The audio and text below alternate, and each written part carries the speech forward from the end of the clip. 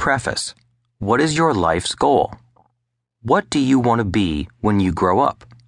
That is a question most of us have been asked. I had many interests as a kid, and it was easy to choose. If it sounded exciting and glamorous, I wanted to do it. I wanted to be a marine biologist, an astronaut, a marine, a ship's officer, a pilot, and a professional football player. I was fortunate enough to achieve 3 of those goals: a Marine Corps officer, a ship's officer, and a pilot. I knew I did not want to become a teacher, a writer, or an accountant. I did not want to be a teacher because I did not like school. I did not want to be a writer because I failed English twice.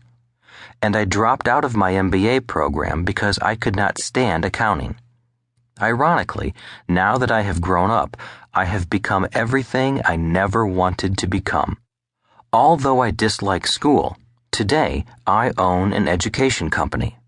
I personally teach around the world because I love teaching. Although I failed English twice because I could not write, today I am best known as an author. My book, Rich Dad, Poor Dad, was on the New York Times bestsellers list for over 7 years and is one of the top 3 best-selling books in the United States. The only books ahead of it are The Joy of Sex and The Road Less Traveled. Adding one more irony, Rich Dad, Poor Dad and my CASHFLOW board game are a book and a game about accounting, another subject I struggled with. So, what does this have to do with the question, what is your goal in life? The answer is found in this simple yet profound statement by a Vietnamese monk, Thich Nhat Hanh. The path is the goal. In other words, finding your path in life is your goal in life. Your path is not your profession, how much money you make, your title, or your successes and failures. Finding your path means finding out what you were put here on this earth to do. What is your life's purpose? Why were you given this gift called life? And what is the gift you give back to life? Looking back, I know going to school was not about finding my life's path. I spent 4 years in military school, studying and training to be a ship's officer. If I had made a career sailing for Standard Oil on their oil tankers, I would never have found my life's path. If I had stayed in the Marines or had gone to fly for the airlines, I would never have found my life's path.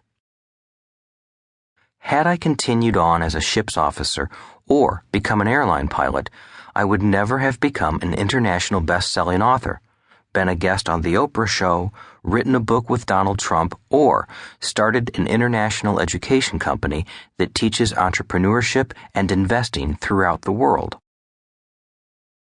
Finding your path.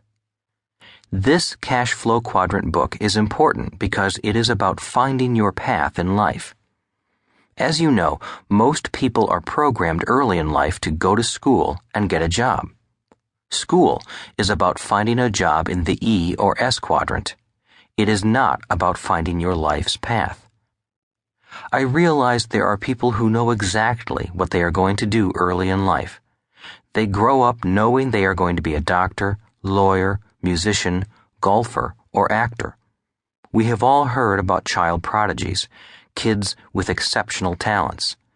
Yet you may notice these are professions, not necessarily a life's path.